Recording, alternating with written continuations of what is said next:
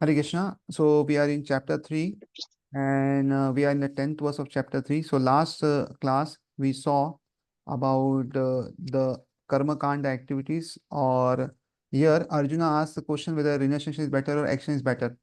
And then Krishna told that do your action.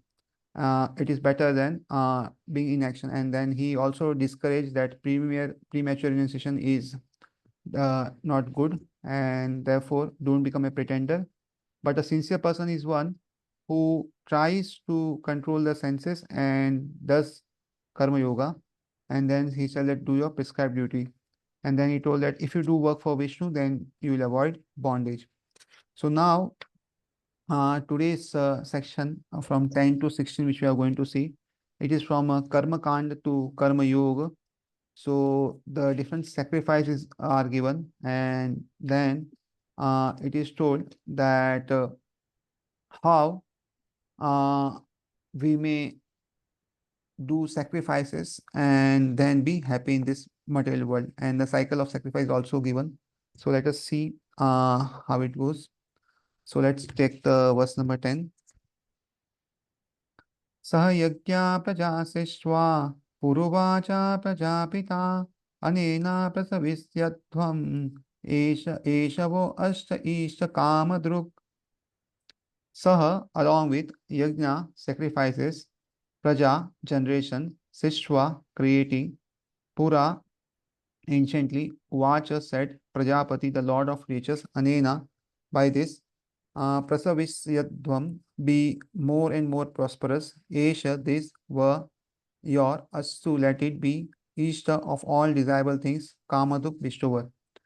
Translation. In the beginning of creation, the Lord of all creatures sent forth generations of men and demigods along with sacrifice of Vishnu, and blessed them by saying, be thou happy by this yajna sacrifice, because its performance will bestow upon you everything desirable for living happily and achieving liberation. So when the creation was done, so all the we know that all the divinities come from Krishna or Vishnu, and therefore he sent generations of man demigods, and he prescribed sacrifice for different people so that if one does sacrifice, then one is happy. So this is how he made this whole material world. And the cycle of sacrifice we'll discuss in verse number 14 and 15. And then how the cooperation between men and demigod is done will be discussed in next verse. So we'll do then. And somebody if takes from Lord but doesn't offer back or doesn't do sacrifice, he's called a thief. So this all things will be explained. So purport: the material creation by the Lord of creatures Vishnu is a chance offered to the conditioned soul to come back home, back to Godhead. All divinities within the material creation are conditioned by material nature because of their forgetfulness of their relationship to Vishnu or Krishna, the Supreme Personality of Godhead. So, actually, this material world is not meant for enjoyment. If we see the material world now, we have a lot of difficulties. And for combating these difficulties, we are creating so many things. So, therefore, actually, this material body which you have got, this human form of life, especially, it is a chance so that we may go back to Godhead. And if it is not used in that way, actually, we are wasting our life. And all living entities, be human beings or anybody, they are conditioned by material nature. So that means either we work in goodness or passion or ignorance. So this is the way how we are conditioned, and therefore, actually, we don't have complete freedom, or we cannot express our full freedom here. And therefore, when we go back to God, that is the place where we can express ourselves fully. And why we have come here is because of our forgetfulness of relationship to Vishnu. So as soon as we turn our face away from Krishna or Vishnu, Maya Devi then covers our whole intelligence and everything, and then we are here. So this is how it works. The Vedic principles are to help us understand the eternal relations as is stated in the Bhagavad Gita, Vedeshu sarve aham eva vedyo. The Lord says that the purpose of Vedas is to understand Him. In the Okay, so we'll just understand this that the purpose of the Vedas is to understand him. So if we see the Vedas now, there are so many things written that you can enjoy this, you can enjoy this. If you want to eat meat, then you can eat meat and all. So actually, this is not meant to encourage the things like meat eating and others, or sometimes this yagya and this all prosperity. All. Actually, why this Vedas and all this are written? Because the living entities naturally want to enjoy. They want to eat meat and to want to do some things which is not good. So what the Vedas do, they put some regulations. So okay, if you want to eat meat, what you should do, eat once in a month, and that also in Amavasya. That also you cut in front of the uh, Kali Devi temple or something, and there also you chant some mantras. And the next life, what will happen is that the goat or what you are killing will get a chance to kill you. So in this way, if we see, the Vedas put so many restrictions that after some time the person will say, no, I don't want to eat now. So actually, why these all things are given in the Vedas and all, so that actually one comes under some authority. Actually, one follows some authority at least, instead of whimsically doing like what is done now in the slaughterhouse and all. So many animals are killed just for some tongue bird or something. So which is very sinful. So instead of having no authority, at least have some authority, and gradually, because you are so conditioned to eat and do all these things, so gradually you may lose taste and gradually you may do things, and therefore the things are prescribed in the Vedas. So Vedas are not meant for unrestricted enjoyment, but Vedas are meant so that one may enjoy with restrictions, so that gradually one may be get purified. And therefore, the Lord says the purpose of Vedas is to understand Him. So ultimately, when we get more and more purified, we go to the mode of goodness, then gradually understand that the goal of what is the goal of a life and how we can go back to God. So this is how the Vedas are all designed. And different Vedas or different Puranas are designed for different uh, people who are in different modes. So some are for the mode of ignorance, some are for the mode of passion, and some for the mode of goodness. So in this way, all the books are divided. So we should never think that if Vedas are allowing us to have certain enjoyment which is not good for ourselves, then we should do. No, it is allowing just because we may gradually then get out of it. Not that eternally we'll do the wrong things. No, that is not the reason why the Vedas allow. So if you ask Vedas that who is supreme and I want to worship supreme, so you will tell Vishnu or Krishna is the supreme. So you may worship that. But if you ask Vedas that no, I want to worship this or I want to do this, only this, I want to eat this, and then it's okay. If you want to eat this or worship, I will tell the process how to worship this demigod or how to worship, how to eat this or this. So this is how it works. Otherwise, the Vedas are very clear. In the Vedic hymns, it is said, Patim Vishwasyatmeshwaram. Therefore, the Lord of the living entities is the supreme personality of Godhead Vishnu. In the Srimad Bhagavatam also, Canto 2, Chapter 4, verse 20, Srila Sukadeva Goswami describes the Lord as Pati in so many ways. Shriyapatir, Yajnapatir, Prajapatir, Dhiyampatir, Lokapatir, Dharapati, Patir Gatischa Andaka Vishnu Satvatam, Prasiddhatam, Prasidatam me Bhagwan Satampati. The Prajapati is Lord Vishnu and he is the Lord of all living creatures. All world, all the beauties, uh, and the protector of everyone. The Lord created this material world to enable the conditioned souls to learn how to perform yajnas, sacrifices, for the satisfaction of Vishnu, so that while in the material world they can live very comfortably without anxiety, and after finishing the present material body, they can enter into the kingdom of God. So, the main Prajapati or the Lord of all is Vishnu, and he's the Lord of all living creatures, all worlds, beauty, and also he protects everybody. So, when he sent here, he told us to perform yajnas. So, when yajnas are performed, it should be performed only for satisfaction of Vishnu.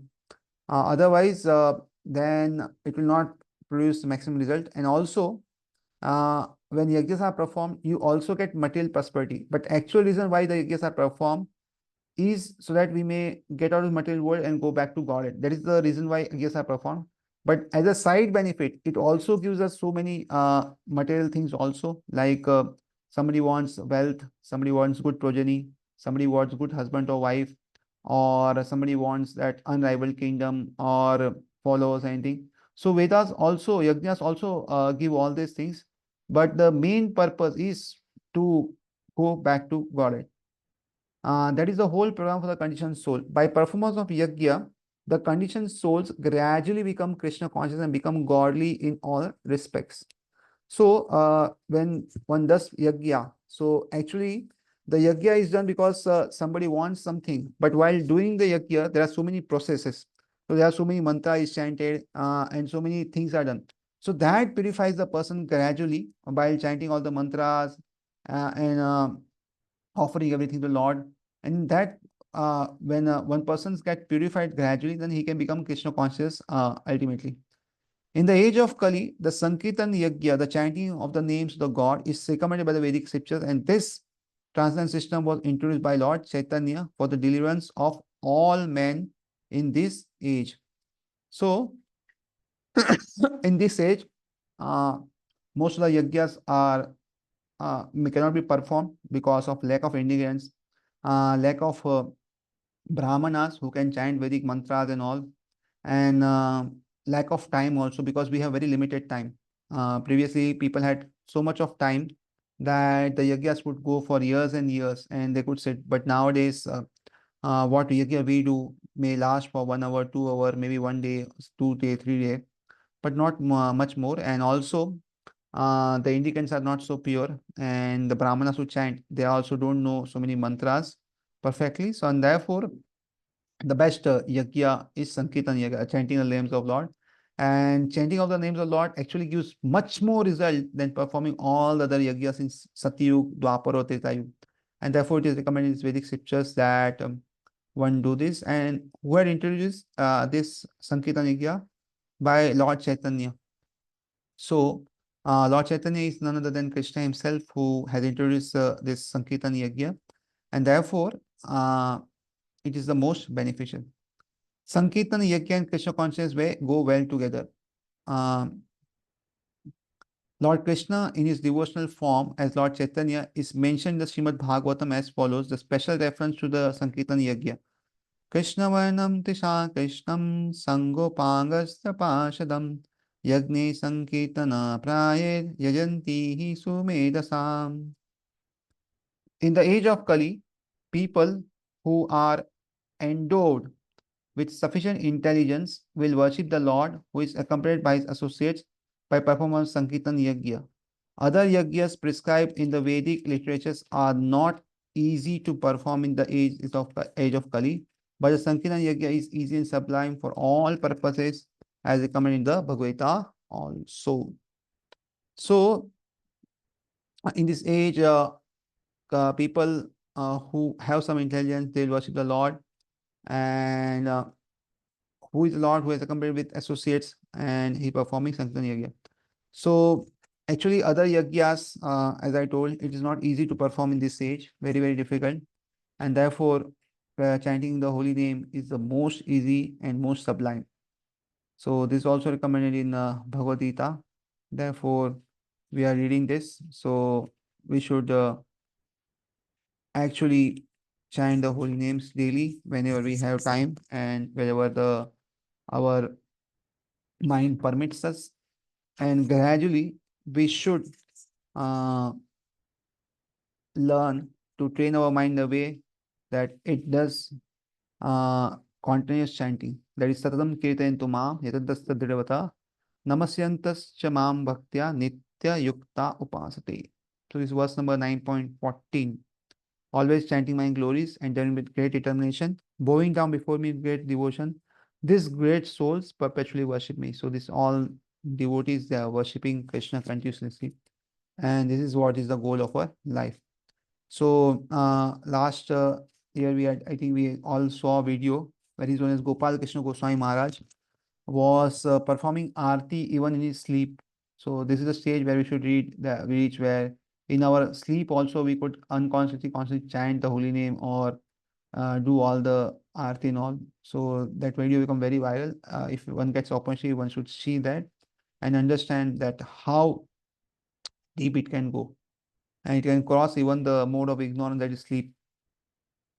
So now let's see verse number 11. So verse number 11 is mutual cooperation between the man and demigods. So how both can please each other is here given. So let's recite. Devan bhavayatanena te deva bhavayantuva parasparam bhavayanta sheya param avapsyatha. Devan, demigods, bhavayata, having pleased, anena, by this sacrifice, te, those, deva, demigods, bhavayantu, will please, va, you, parasparam, mutually, bhavayanta, pleasing one another, sheya, benediction, param, the supreme, avaps, yatha, you will achieve. Translation. The demigods, being pleased by sacrifice, will also please you, and thus, by cooperation between men and demigods, prosperity will reign for all. So, in the last verse, we saw how Vishnu solved all living entities with the yagyas. So now, what is happening is when human beings does yagya, what happens is the demigods are pleased. And when demigods are pleased, then they will give us rain, sunlight, and all. And by this cooperation between men and demigods, everyone will prosper. And that is what is given here. Purport: the demigods are empowered administrators of material affairs. Supply of air, light, water, and all other benedictions for maintaining the body and soul of every entity is entrusted to the demigods, who are innumerable assistants in the different parts of the body of Supreme Personality of Godhead. So, whatever we need for our living in this material world, because our body is material, we are spiritual, but the body is material. And to keep this material body intact so that it can be used by us in our spiritual life, the air is required, light is required, water is required, and food and all the things are required. And this all things are given by us by the demigods, like Indra, Vayu, Agni, so Surya. This all are, and who are they? They are assistants of Supreme Personality of Godhead, helping them for doing different things. So, what are the difference between demigods and purely beings or Shuddha Bhaktadis? See, both are devotees of Lord, but the pure devotees, when they worship Lord, they don't want anything. But demigods are a category where they also want to worship Lord, but at the same time, they also want some controllership. So such living entities are made demigods because in this way, they will have some of the controllership in this material world. At the same time, they'll worship the uh, Supreme Personality of God. Whereas demons, they also want controllership, but they don't want to worship Supreme Personality of God. They want to uh, steal everything, and therefore they are called demons. Otherwise, having controllership is not a bad thing. That we want to control something is not a derivative. But what happens is if we want to control others or control living entities or anything in an immoral way, that is the wrong thing. So in this living world also we see there is prime minister, there are president, there are teachers, there are trustees, there who control other in a way. So if they are controlled in a way where all progress, then there is no harm. But when the control goes and beyond some limits, and there is some abuse, and there is some harm to the living, then there is a problem. And therefore, this is what the difference is between demons and demigods.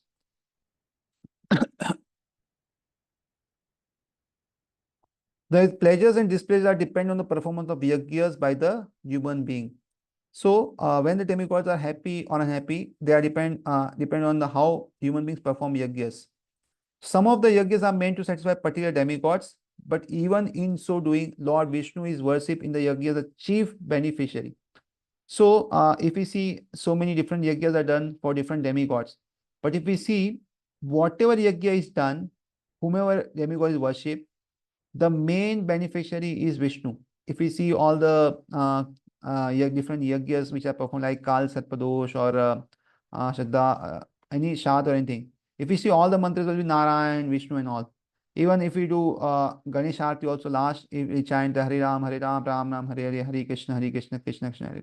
So the chief beneficiary everywhere will be Vishnu. So previously, if we see all the temples, also now the Kali temple, the Durga temple, or Ganesh temple, they'll have shaligrams. So whatever food is made, Bhoga first is offered to the shaligram. That is not Vishnu or and then this is offered to this is offered to uh, the the demigod, and therefore this is how the prasad of is offered to the demigod, and that is how it goes. So nothing is offered directly to any demigod, like nothing is offered to Ganeshji directly or something. If we see in Jagannath temple also, Bhimla Devi or Parvati is offered the Mahaprasad of Jagannathji. So in different temples also, Ganeshji Utsavi go. So the authenticate ones, what they do is they offer everything first to Shaligram and then offer to Ganeshji. And this we have personally seen also in many places. So this is how it is done. So uh, this is how it should be done. So it is stated, also stated in the Bhagavad Gita that Krishna himself is the beneficiary of all kinds of yagnas. Bhoktaram yagya tapasam.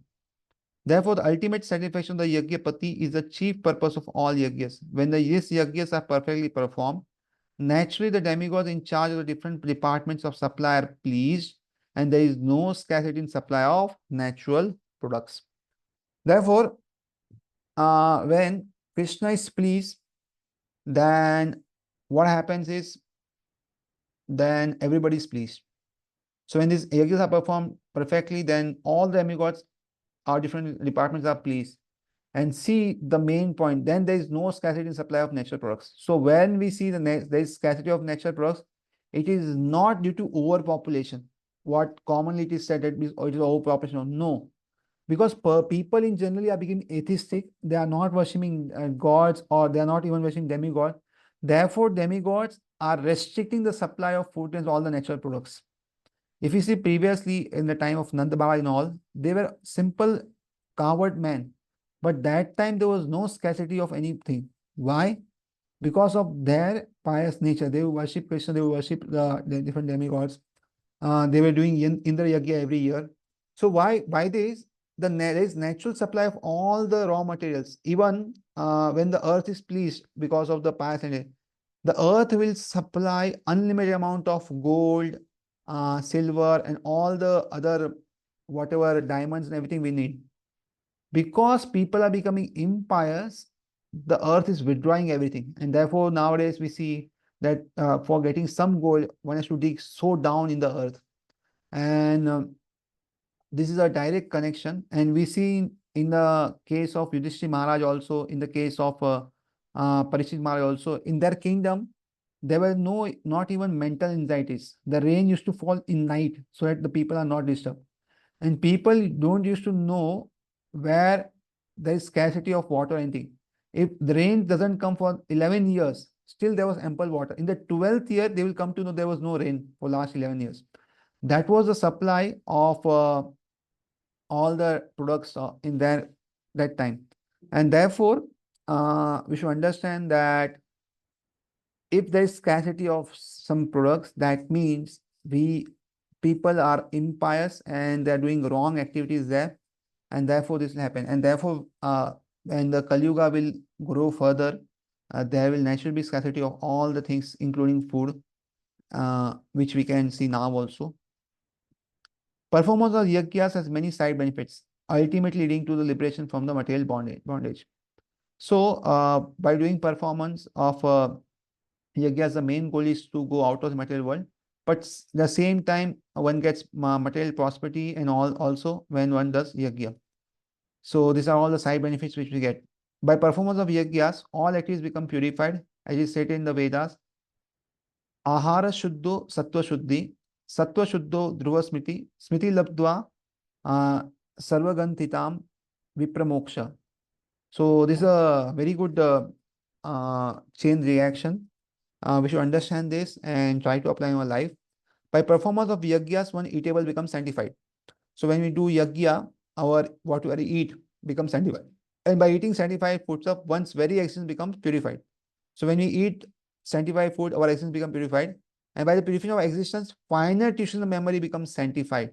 So when we eat food which is offered to Lord, so what happens is we get purified. Our intentions get purified, and then we can understand these things better.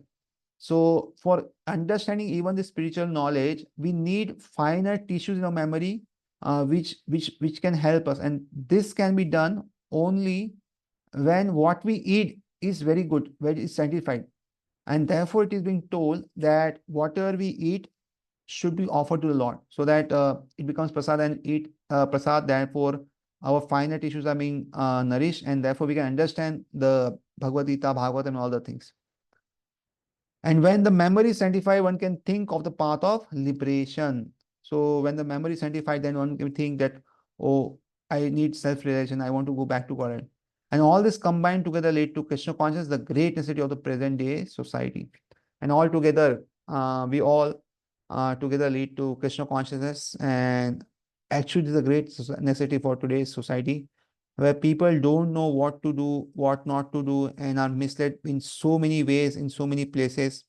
So this is a very good thing. So just recap that by performance of yajna, we our eatables get sanctified, and by eating sanctified food, our existence become purified. Our existence become purified, then our the brain finite issues they become sanctified, and the memory works. Then once path of liberation is established. So in this way, the whole thing goes. So now, what happens if one does not do sacrifice and he just wants to enjoy? So this is given in verse 12. Let's see. Ishtan bhogan hi wo deva tasayante yajna bhavita tedatan aparadhebhyo yo bhungte stena eva sam. Uh, just a minute, just take a call. Hare Krishna. हाँ, पता नहीं.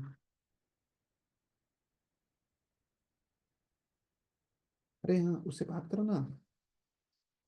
वो कल्पेश से आएगा ना वो.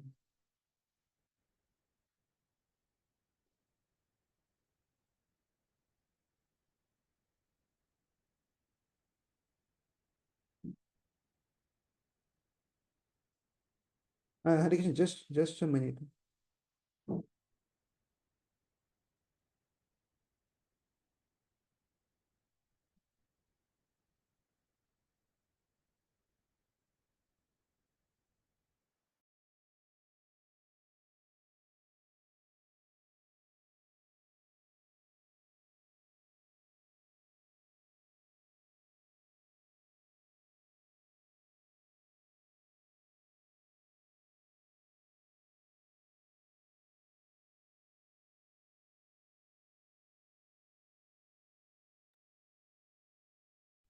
Hare Krishna.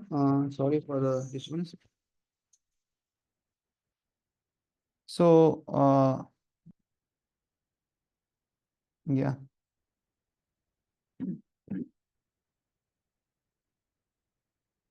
So we are seeing this verse that if one is not doing this sacrifice, then what is? So Ishtan desired bhoga necessities of life, he certainly were unto you, deva demigods, last will award, yajna bhavita, being satisfied by the performance of sacrifices, they by them, the tan being give things given, aparadhya, without offering appear to the demigods, yeah, he who bhungte enjoys, tena, thief, eva certainly, sahi. Translation. In charge of the various necessities of life, the demigods, being satisfied by the performance of yajna, sacrifice, which supply all necessities to you.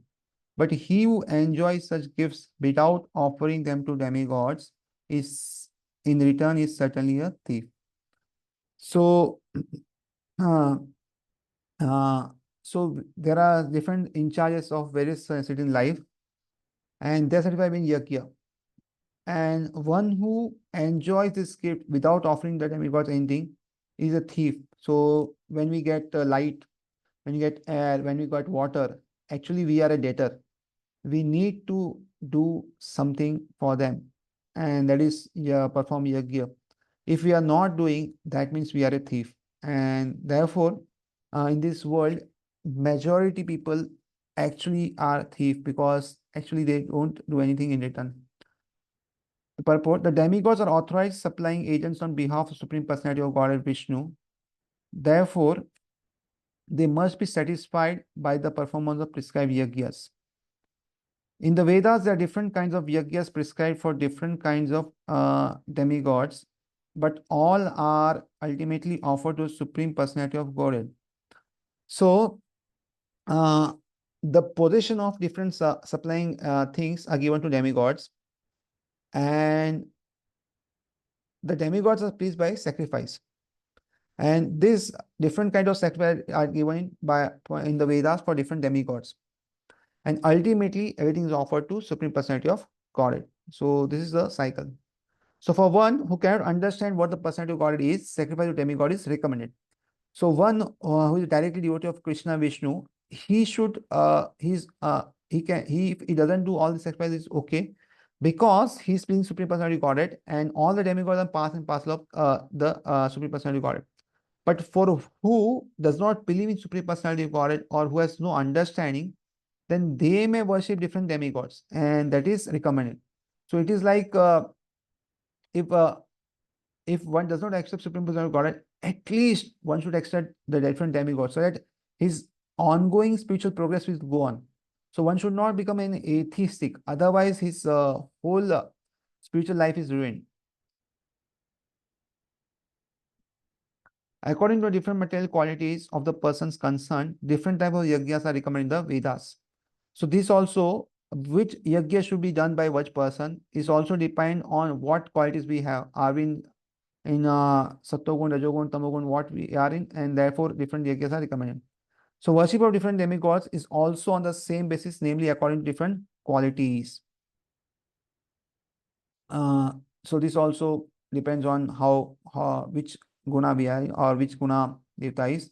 For example, the meat eaters are recommended to worship goddess Kali, the ghastly form of material nature. And before the goddess, the sacrifice of animals is recommended. So, as I told before, that when somebody wants to eat meat, then he has to go to the temple of Kali on a special day of Amavasya, and that also chant mantras. And in front of that, should kill so that uh, he may get his reaction. And at the same time, gradually he may reduce meat eating. But for those who are in the mode of goodness, the transcendental worship of Vishnu is recommended. So, who are in the mode of goodness, worship Vishnu. But ultimately, all yajnas are meant for gradual promotion to the transcendental position. For ordinary man, at least 5 yajnas known as Pancha Maha Yajna are necessary. So, whoever one is, at least one should do this Pancha Maha Yajna. So, what is this Pancha Maha Yajna?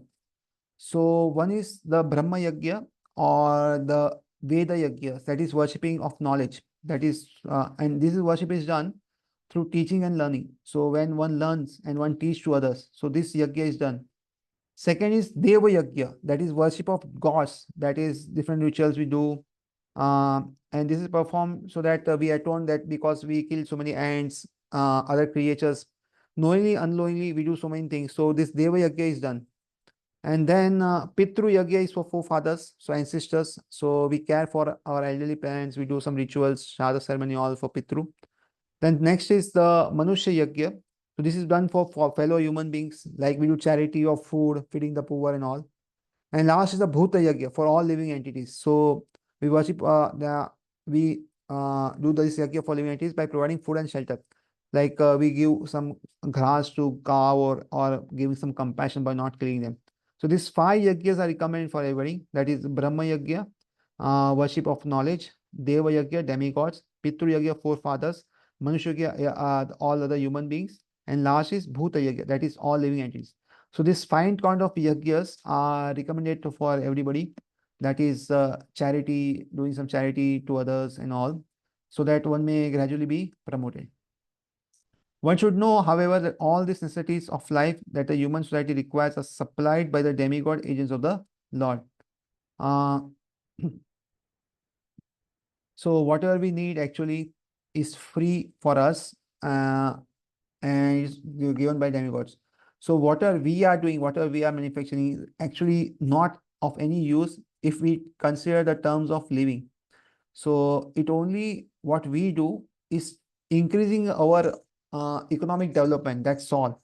But the main things like water, air, food, and all, which we actually need for our living this material world to, for sustaining the life, is all given by demigods. Actually, and therefore, no one can manufacture anything. So whatever manufacturing industry or we have, nobody can manufacture anything. Take for example, all the tables of human society. These tables include fruit, grains, fruit, vegetables, milk, sugar, etc. For the person, the mode of goodness, and also tables for the non-vegetarians like meat. None of this can be manufactured by man. So whatever it may be meat or it may be fruit or grains. Everything is given by God only, and nothing can be manufactured by us. Then again, take for example heat, light, water, air, etc., which are also states of life. None of them can be manufactured by the human society. So what we can do is transform from one thing to another. We can conserve, we can store, but nobody can manufacture things. And this is a fact. Without the Supreme Lord, there can be no profuse sunlight, moonlight, rainfall, breeze, etc., without which no one can live. So if Krishna doesn't sanction and Krishna is not there, uh, and then we cannot see sunlight, sun, moonlight, rainfall, breeze, etc. And without which nobody can live. If one of these elements is not present, suppose air is not there, we will not breathe and die. If sunlight is not there, then the whole earth will freeze because of the cold. If moonlight is not there, then the whole earth will melt because of the sun. And this way, if the rainfall is not there, there will no life. Air is not there, there will no life. So everything is required. Even one of these things, see, the material is made so perfect by the by Lord that each and everything required for this body to live is there. If even one element is not present, we'll die. And therefore, we are so dependent on Supreme Personality of Godhead for all our needs. And still, if we think that we are independent and we can do it our own, or we don't believe in God, then actually we are in a uh, world where our intelligence is not working, and therefore we should actually think very deeply and try to reciprocate as far as we can uh, for the gift which the Lord gives us daily basis. Obviously, our life is dependent on the supplies from the Lord.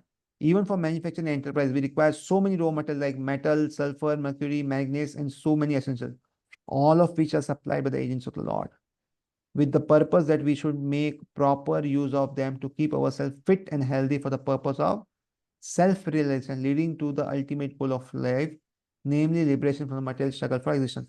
So, what are the even metals are there? Sulfur, mercury, and all. These are all supplied so that we can make proper use and keep ourselves fit and healthy. So the main aim is always going back to God. This factories of mass production is never encouraged actually. And because it takes all our time. And second thing, what will happen is after some time, so many of these things will get exhausted. And definitely because if you see the prices are going high, high, high, high.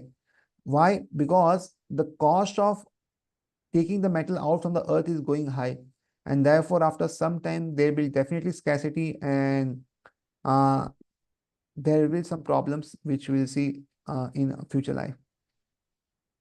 This aim of life is attained by performance of yajna. If we forget the purpose of human life and simply uh, take supplies from the agents of the Lord for sense gratification and become more and more entangled in the material existence, which is not the purpose of creation, certainly become thieves, and therefore we are punished by the laws of material nature. So see the wonderful lines Prabhupada written. The aim of life is to attain by yajna. So if we forget the purpose of life, human life, and simply take supply from the agent of the Lord for sense gratification. So if we take everything for us and do not reciprocate, then what happens is we will stay in this material world forever. And this is not the purpose of creation. The purpose of creation is so that we go back to God. And secondly, will not achieve the purpose of the creation also. Secondly, we become thieves also. So when we become thieves, we are again more punished by the material world. So we may again be in this material world for long. So therefore, the laws of material world are very, very strong, and we should not play with them. And it should do what is it is function. Like there are so many machines. The machines are made in a way to function. The washing machine is made in a way where we can wash clothes. If we put all our utensils in washing machine to wash, what will happen after the washing machine? I don't know. It will just get damaged. So this material world is designed in a way in which certain things can be done. If we misuse this material world by doing what we want and not what Krishna wants or what is done in the Vedas, then certainly we will be punished, and we will have more problems with us. And therefore, we should be very, very cautious of how our time is spent. Uh, a society of thieves can never be happy because they have no aim of life. So such people who say that enjoy life and do what are we should do, we should understand they are thieves and they will never be happy. See, whatever on the camera, they are smiling, whatever they are doing, making videos and anything, whatever it may be, but there is no inner satisfaction. And therefore, we see on the uh, many things on the WhatsApp status and all, everybody's smiling. But in their heart, there's a lot of pain. And after some time, we see somebody does suicide and somebody has this and this thing. Why these are happening is externally everyone wants to show that I am more happy than you. But internally, in this material world, everybody is miserable. And they don't know that they are not happy because they are not worshiping the Supreme Personality of Godhead, or at least the representatives, and they have no aim in their life, and therefore they are called society of thieves, and they can never happy. The gross materialist thieves have no ultimate goal of life. They are simply directed to sense gratification, nor do have knowledge of how to perform yajnas. So most of people only want to do sense gratification. And second, there is no teaching given in the schools or colleges or anywhere that what is the life meant for, how are different yajnas performed. This is the greatest problem or greatest difficulty in this now in the modern times, that nobody in this world is teaching about the ultimate aim of life. Most people are just teaching of how to marry, enjoy, and earn money, but not nobody seeing. And therefore, we see after getting even good marks, after earning so much, people are still very frustrated. And to remove the frustration, then they again go for different intoxication all, and again this entangles the whole situation and makes the situation even worse. And this is an ongoing cycle which we see nowadays, which is very, very detrimental to human form of life. And therefore, whatever we can, we should do to rectify this situation. The gross material thieves have no ultimate goal. They're simply right to sanctification. They have no knowledge to how to perform the yajnas. Lord Chaitanya, however, inaugurated the easiest performance of yajna, namely the Sankirtan yajna, which can be performed by anyone in the world who accepts the principles of Krishna consciousness.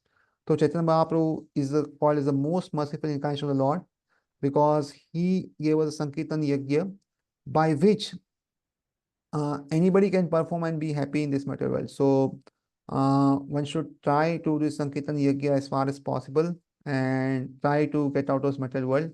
And it's so easy and so sublime. Even if one does not have faith in Krishna, still, if one chants the holy name, he will definitely get benefit. And therefore, it is called as the most merciful incarnation of Lord in the form of holy name. And we should try as many as we can. So 2, 4, 8, 12, 16, or whatever we can, we should chant and be happy. So now in the verse number 13, uh, suppose somebody doesn't offer food to demigods, but directly offers to Supreme Personality of Godhead, then what happens is given. That is the devotees of the Lord, their result is given. So let us see verse number 30. Yajnasishtasino santo muchyante sarva kilbishay bhujante te tva agam papa ye pachanti atma karanat. Yajna sishta, for food taken after performance of yajna. Asina eaters, Santa the devotees, Muchyante get leave, Sarva all kinds of, Kilbishai from sins, Bhunjate enjoy, Te they two but, Agam grievous sins, Papa sinners, ye who, Pashanti prepare food, Atma Karanat for sense enjoyment. The devotees of the Lord are released from all kinds of sins because they eat food which is offered first for sacrifice. Others who prepared food for false sense enjoyment verily eat only sin. So, when we take food and we don't offer to either Krishna or demigods, actually we are a thief and we are doing a great sin.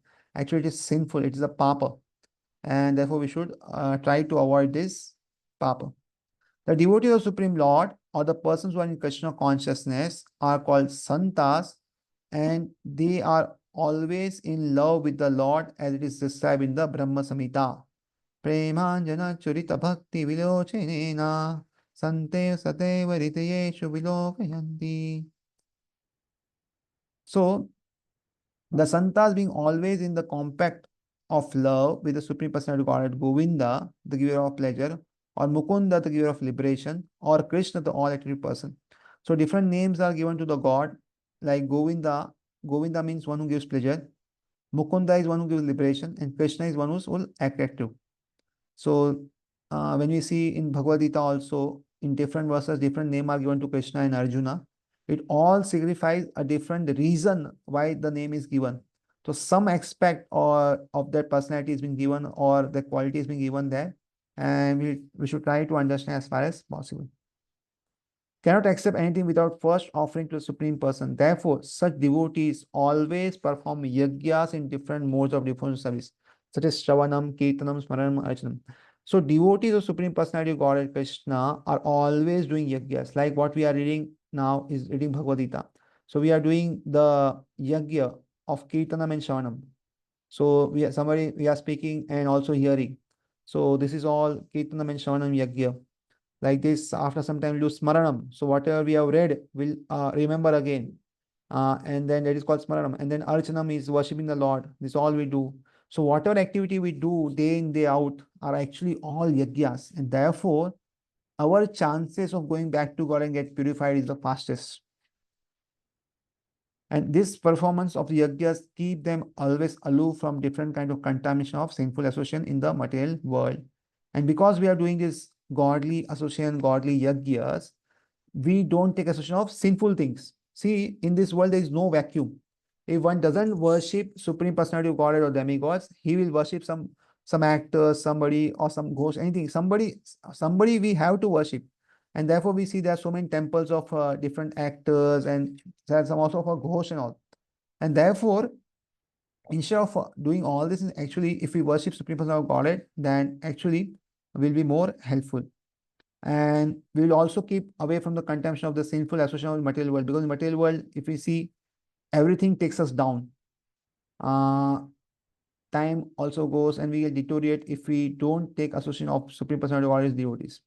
Others who prepared food for self or sense gratification are not only thieves, but also the eaters of all kind of sins. So one is whatever food is prepared for sense gratification. One is we are doing a thievery because we are not showing gratitude, and also we sin, and therefore we should be avoided. And because nowadays sin is promoted like anything, actually it is detrimental for one's spiritual progress, and this should be avoided as far as possible. How can a person be happy if he's both a thief and sinful? It is not possible. Therefore, in order for people to become happy in all respects, they must be taught to perform the easy process of Sankirtan Yajna in full Krishna consciousness. Otherwise, there can be no peace or happiness in the world. So, if we want that people become happy, and therefore this education, this knowledge of Sankirtan Yajna should be given to one and all, and everybody should perform according to capacity.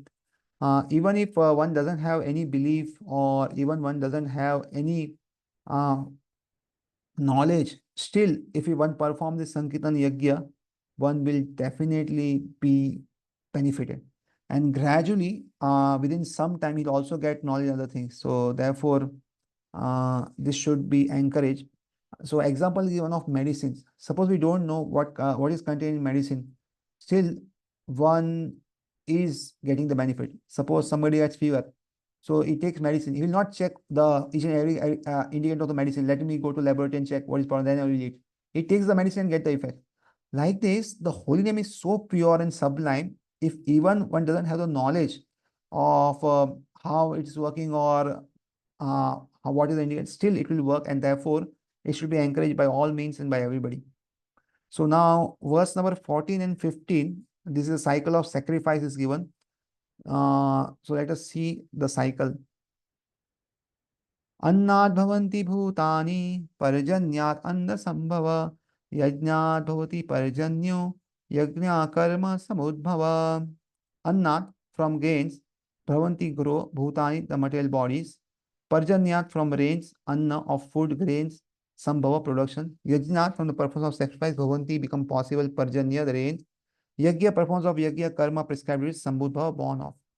Translation: all living bodies subsist on food grains which are produced from rains. Rains are produced by performance of yajna sacrifice, and yajna is born of prescribed duties. So it's a chain. Uh, so I think we'll also see. Sure. Okay, this verse will take a long time. Okay, so we'll see the next verse next time. Uh, so Srila Baldev Vidyabhushan, a great commentator of the Bhagavad Gita, writes as follows: Ye indrare angata yavasthitam yajitam sarvesham Vishnu abhyarcha tat chesham ashnanti shanti tena tat deha yatram संपादयन्ति ते शन्त सर्वेश्वर्यस्य यज्ञा पुरुषस्य भक्ता सर्वकिल्बिषेर अनादि काल विविधे आत्मानुभाव प्रतिबंधके निखिलै पापेर विमुच्यन्ते. The Supreme Lord, who is known as the Yajna Purusha, or the personal beneficiary of all sacrifices, is the master of all the demigods who serve him, has the different limbs of body serve the whole. Demigods like Indra, Chandra, and Varuna are appointed officers who manage the material affairs, and the Vedas direct the sacrifice to satisfy this demigod, so that they may be pleased to supply air, light, water sufficiently produce food grains. When Lord Krishna is worshipped, the demigods who are different limbs of the Lord are also automatically worshipped. Therefore, there is no separate need to worship the demigods. So, here we see how that the main beneficiary of all the yajnas is Krishna or Vishnu, and therefore, when he is served, all others are also served. So, like we give the example of the body. So, if food is put in the stomach, the whole body gets nourished, and therefore, demigods like Indra, Chandra appoint officers who manage this affair of this material world, and they are pleased to supply all the things when Krishna is worshipped. So they also are automatically worshipped. Therefore, there is no need to worship separately. But one who doesn't worship Supreme Person of Godhead should worship the demigods. For this reason, the devotees of the Lord who are in Krishna consciousness offer food to Krishna and then eat, a process which nourishes the body spiritually. So when we offer food to Krishna, what happens is all the sins are destroyed. At the same time, our body gets nourished spiritually. So both the things happen simultaneously. By such action, not only our past sinful reactions in the body vanquish, but the body becomes immunized to all contempt of material nature. So when this happens, what happens is all the sinful acts which our body has done and which are restored in our minds, the impressions of all the sinful actions and everything are restored in our mind, and therefore all these things are also vanquished. When there is an epidemic disease, an antiseptic vaccine protects a person from the attack of such an epidemic. Similarly, food offered to Lord Vishnu and then taken by us makes us sufficiently resistant to material affection, and one who is accustomed to the practice is called a devotee of the Lord. So, when there's an epidemic, we see like we had corona, there was some vaccine given to protect us from corona. So similarly, when the food is offered to Lord Vishnu and we take, then it is protecting us from material affection or this world, and therefore one who does this is called devotee. Therefore, a person in Krishna consciousness who eats only food offered to Krishna can counteract all reaction of past material infections, which are impediments to the progress of self-realization. So till the time we do not destroy all of our karma from the previous life and everything, till the time we cannot go back to Godhead. And therefore, when we do bhakti, what happens is all our past material things are destroyed. And more than the karma, what is more detrimental is the uh, impressions of the karma. So suppose one has eaten something in the past. So what happens is the what is eaten is eaten. That is one karma one gets, but the taste of the thing remains. So whenever one sees next time that thing, now one is again attracted. And so not only the karma, but the impression of the karma should also be destroyed so that one is not attracted to that thing and one can leave that thing. And therefore, to give up different kinds of foodstuffs is difficult for some because the taste remains. And therefore, by gradually performing Krishna consciousness, this also can go. On the other hand, who does not do so continues to increase the volume of sinful action, and this prepares the next body to resemble hogs and dogs to suffer the resultant reactions of all sins. So one who does not offer to Lord and just eats everything, so whatever one eats makes one next body. So suppose one wants to eat meat, so the laws of nature says that if you want to eat meat, then the animal body is more suited for you. And therefore, what happens is one gets an animal body in next life. And therefore, what happens is we eat all kinds of sins and this should be avoided. The material world is of full of contamination, and one who is immunized by accepting prasadam the Lord, food offered to Vishnu, is saved from the attack. Whereas one who does not do so becomes subjected to contamination. So if you want to protect ourselves, offering food to Vishnu or Krishna is very good. Food grains or vegetables are factually eatables. The human beings eat different kinds of food grains, vegetables, fruits, etc. And the animals eat the refuse of food grains and vegetables, grass, plants, etc. Human beings who are accustomed to eating meat and flesh must also depend on the production of vegetation in order to eat the animals. Therefore, ultimately, we have to depend on the production of the field and not on the production of big factories. The field production is due to sufficient rain from the sky, and such rains are controlled by demigods like Indra, Sun, Moon, etc. And they are all servants of the Lord. The Lord can be satisfied by sacrifices. Therefore, one who cannot perform them will find himself in scarcity. That is the law of karma. Yajna, specifically the Sankirtan Yajna prescribed for this age, must therefore be performed to save us at least from the scarcity of food supply. So, this is very well explained by Prabhupada that the let alone be not going to back Godhead and Bhakti, all different. But at least if you want to subsist in this material world, we need food grains. And this can also happen if we do sacrifice in the for pleasing the Supreme Personality of Godhead or demigods. And therefore, this should be done. So, because we cannot live on nut bolts and all, we have to live on foods. And even if one is eating non-vegetarian or anything, still the animals which he eat, they need food for grains and all. They need, sorry, the remains of the grain. So that also needs rain and that also needs food supply and all. So therefore, actually, ultimately, we all need to depend on Supreme Personality of Godhead or the different demigods, and therefore, one should do different kinds of sacrifices mentioned and be happy in this material world. So, thank you very much. I think we'll just stop here.